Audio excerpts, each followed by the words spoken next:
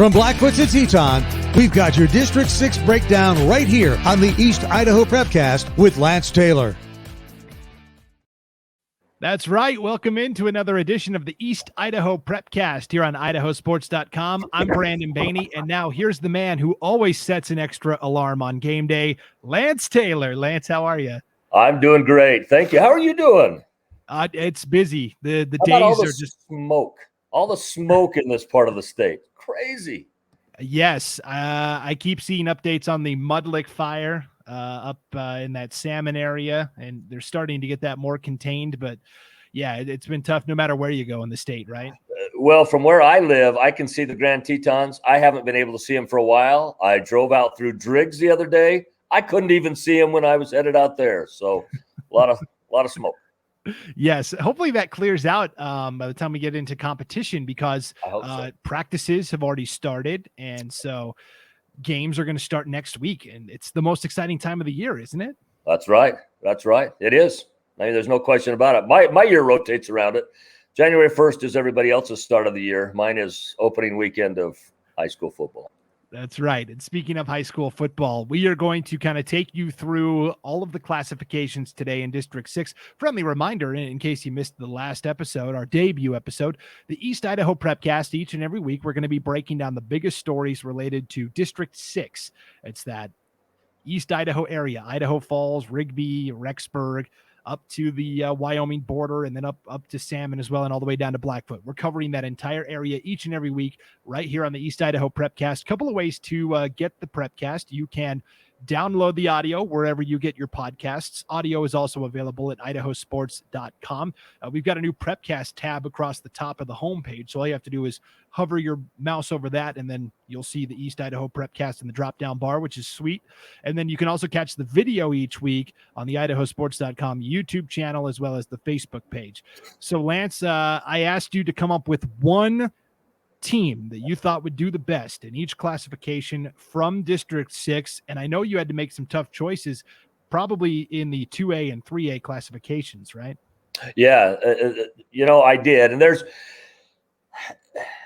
I'm one of those guys that says somebody's on top until somebody else knocks them off, and so I've kind of used that method in breaking this down. Yeah, so we're going to just move. We'll start with 5A, the biggest classification, and move our way down to 1A D2. So let's start with 5A.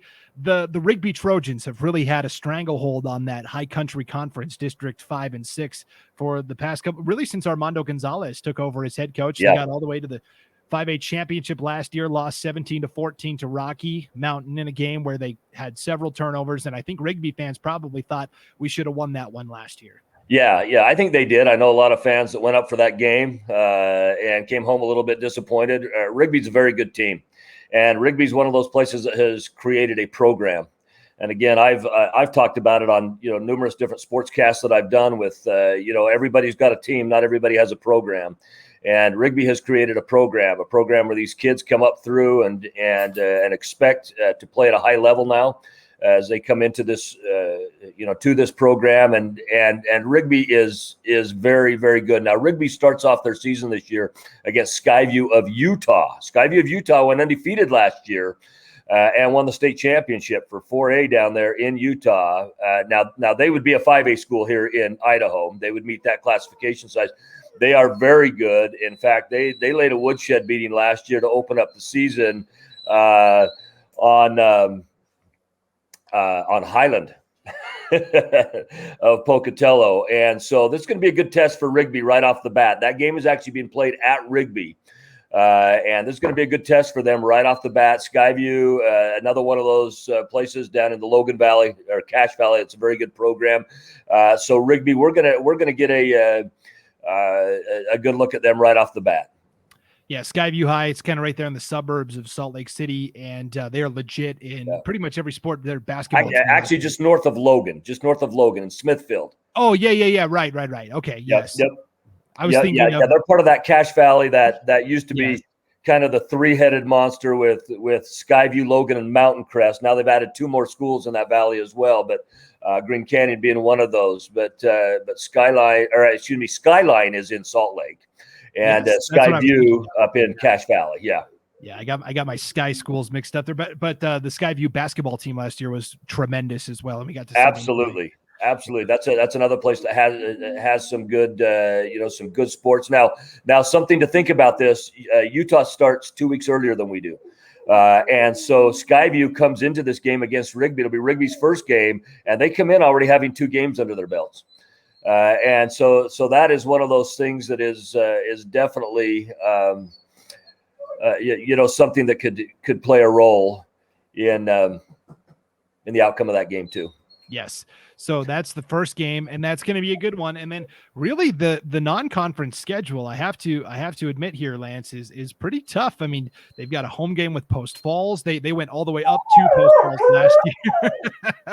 That game's for the dogs, apparently, right?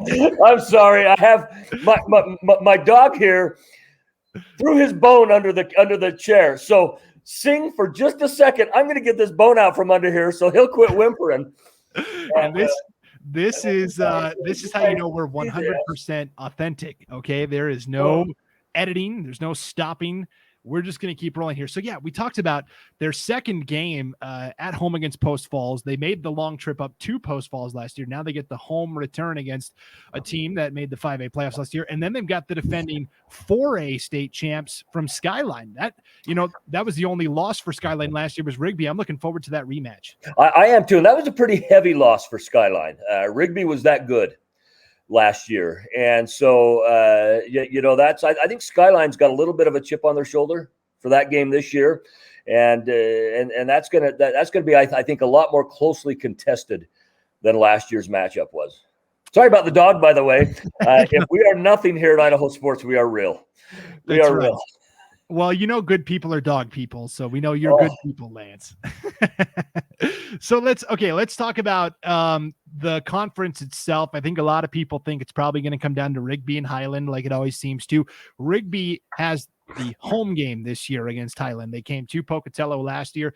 They get the home game. It's the second to last week of the regular season on October 15th.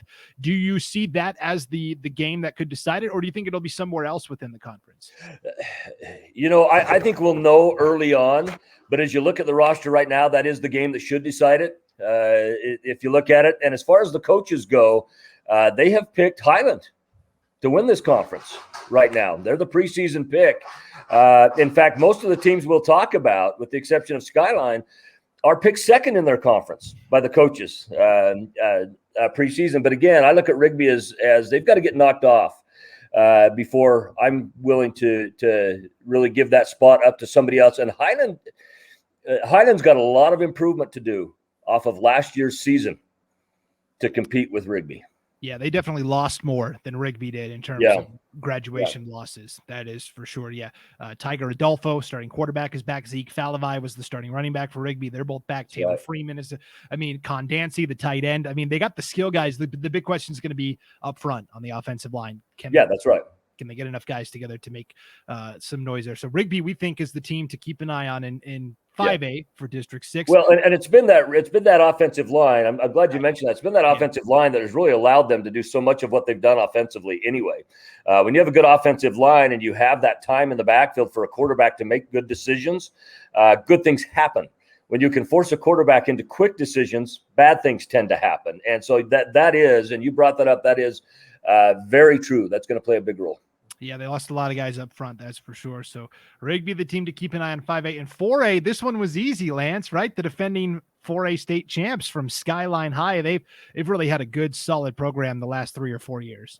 Yeah, well, when they dropped down to 4A, they really started dominating. And they were a good team before that, but they've been a great team at the 4A division. They also start out with a Utah school. That's Green Canyon.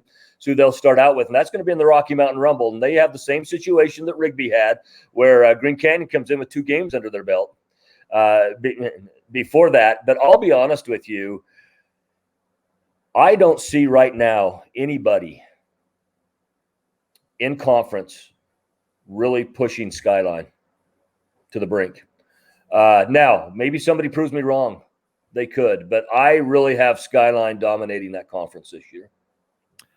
I think it's going to be interesting because Skyline lost a lot of players, but so did everybody else. That's right. That's right. It kind of leveled that field on that. Now, one of the things that you do get in the Idaho Falls area as well is because it's a growing area, you do also get players that move in.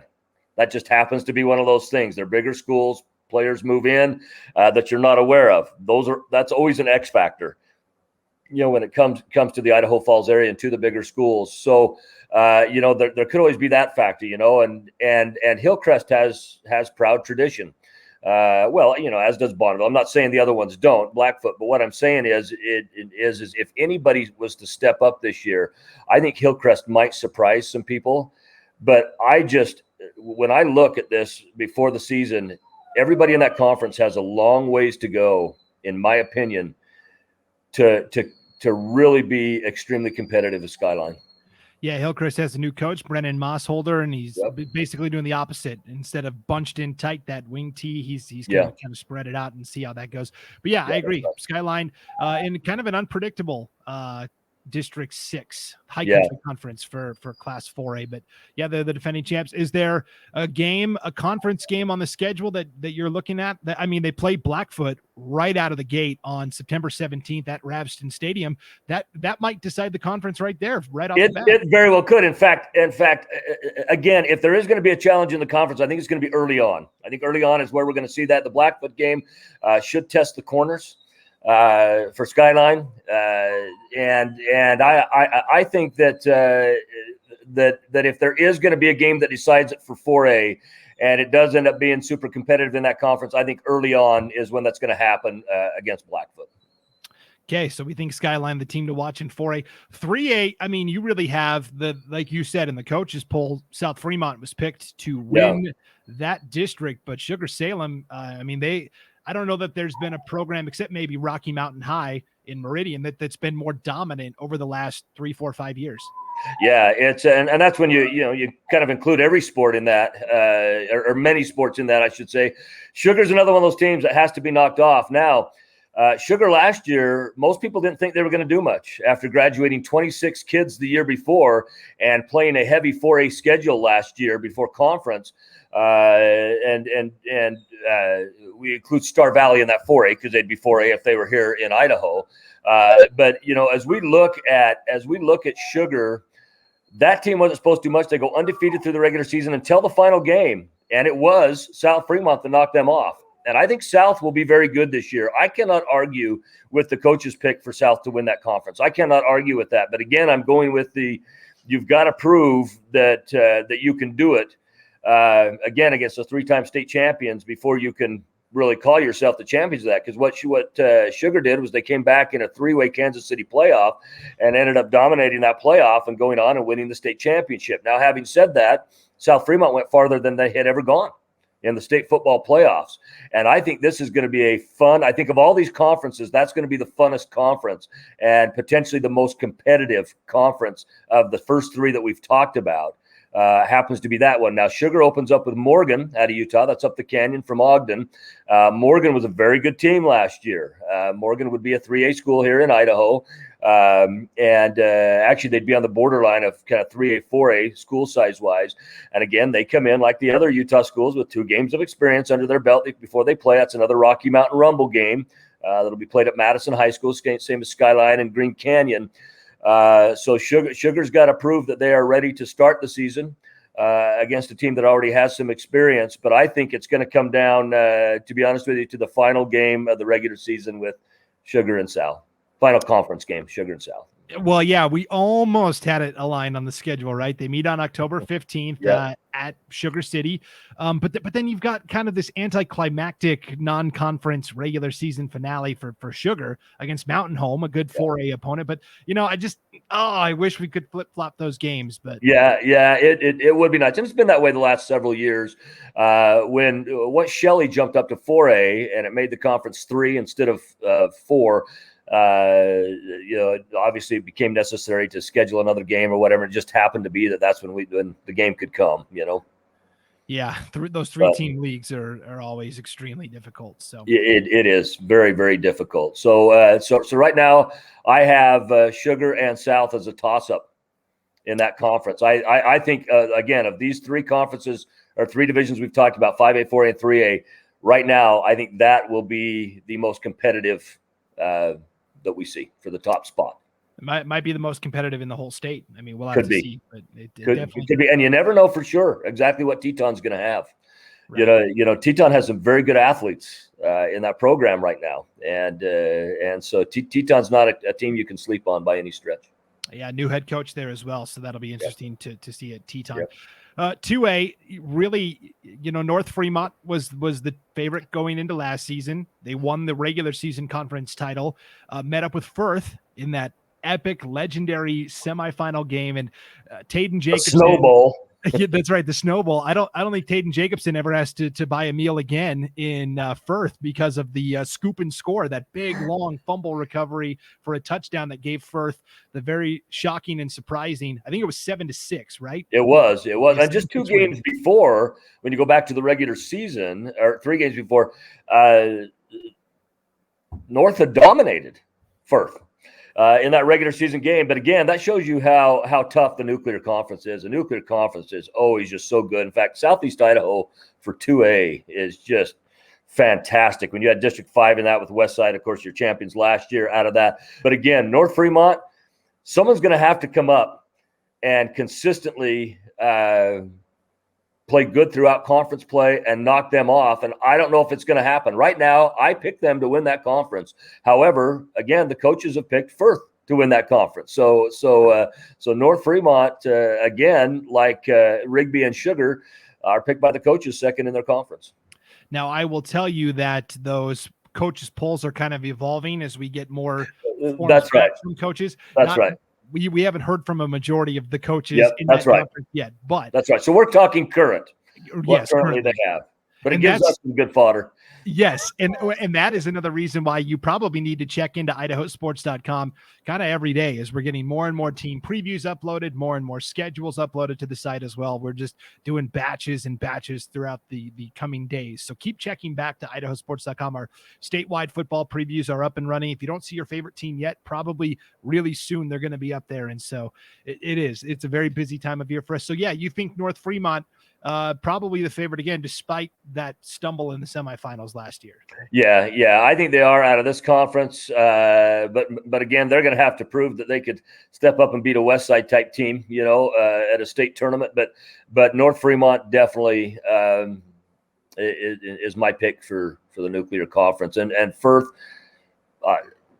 Boy, they might do it as well. But again, they've got to step up in the regular season to do it.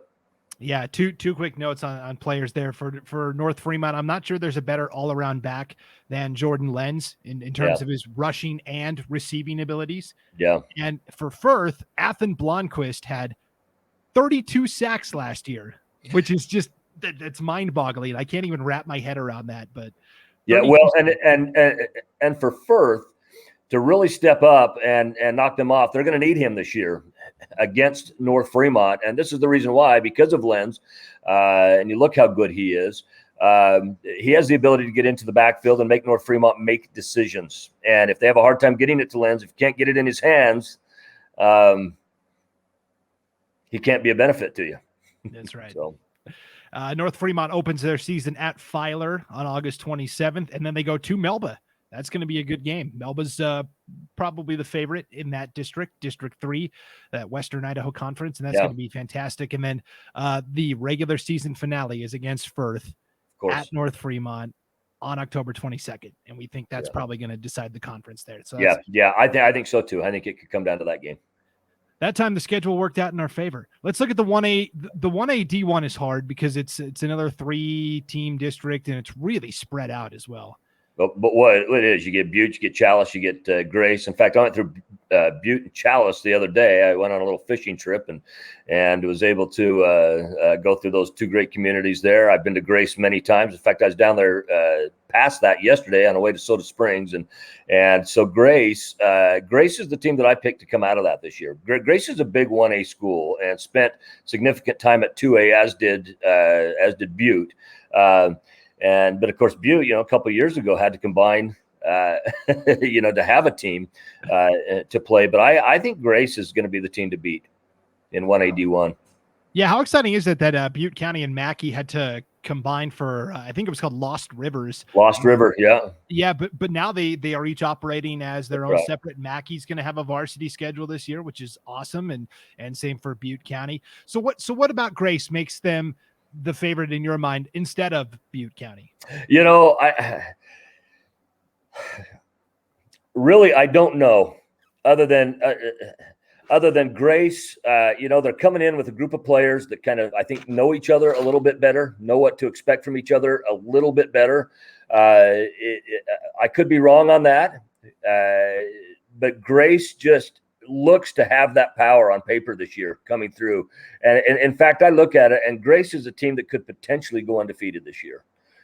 Grace is I think that good, and it'll play out on the field. I mean, anytime you get into the 8-man football, that field really opens up. You take 6 total men off the field, 3 from each side, and it's a whole different ball game. That 100-yard field appears like an ocean, compared to what it is in traditional 11-man football. And I think Grace is just built for that this year.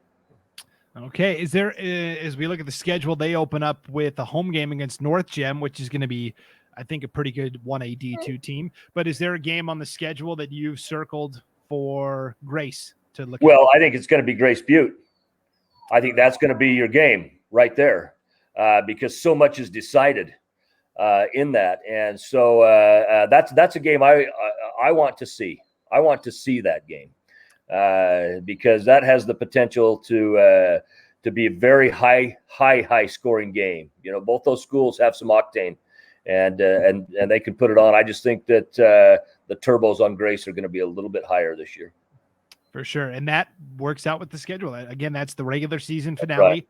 October 22nd, Butte County at Grace. That should be fantastic. Another game I'm looking at, it's a non-conference game, but they will host Lighthouse Christian. That's right. On October 8th, and that's always a perennial power as well. I think that's going to be a good one to watch. Yeah. Lighthouse Christian has done very well, and they're not an old school. They haven't been around a long time. They're a private school up in Twin Falls area, and so Lighthouse Christian, I think that's an early season test for both of those schools to see where they are at that time.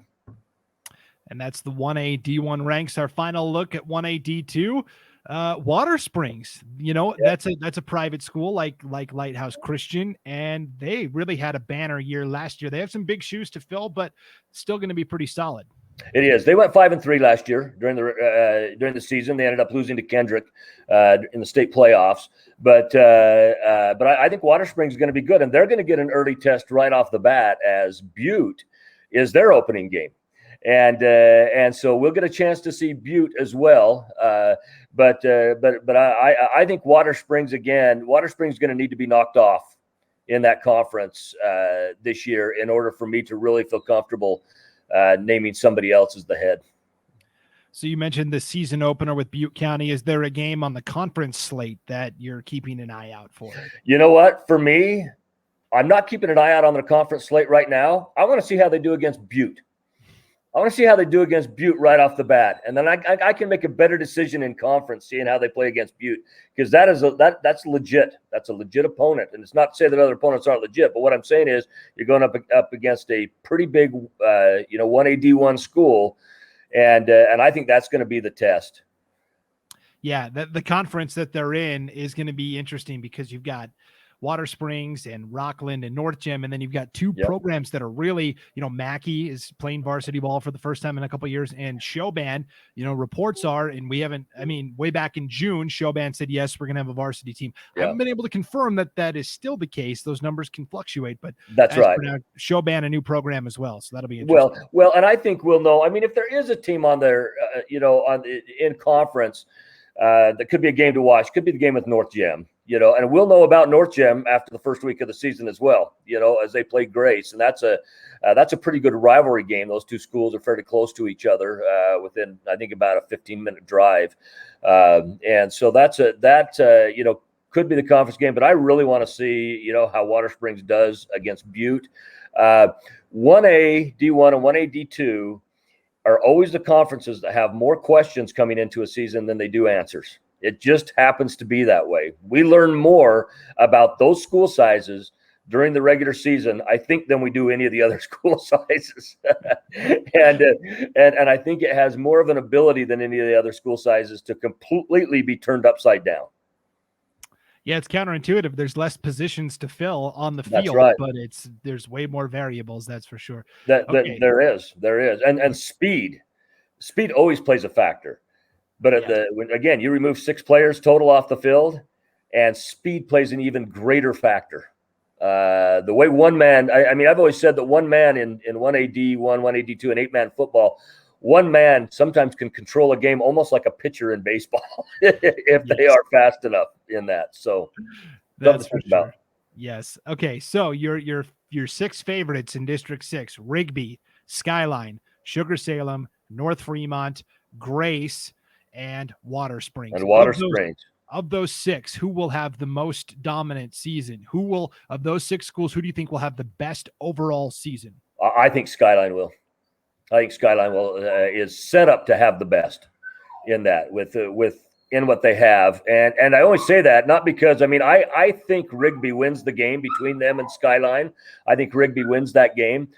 However, we're talking, 5A and 4A, and I just think that Skyline has a better opportunity to have a total pitcher run this year than any other team in Eastern Idaho. Yeah, maybe more roadblocks for Rigby along the way in the play. All right, that'll wrap up this edition of the East Idaho Prepcast with Lance Taylor. Again, you can download this podcast wherever you download your podcasts. You could also my dog never barks. And here it is. It's because you're on here, Brandon. Yeah, right. You can also get the audio at IdahoSports.com and catch the video on our YouTube channel as well as our Facebook page. Lance, I'm looking forward to what's going to be an exciting season of football in District 6. We just outlined 6 teams, and really there's probably between 10 and 11 that are all going to be really competitive in their divisions this year. Yeah, I think so too.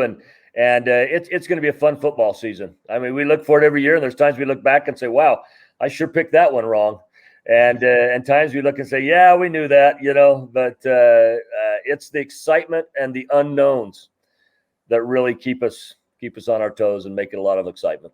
That's right. 2-a-day practices have started. Next week, we'll have actual games on the schedule that we can look ahead to. And it's going to be a lot of fun. Lance, as always, thanks for the time. We appreciate it. Happy to be here, guys. All right. And thanks for listening to the East Idaho Prepcast on IdahoSports.com.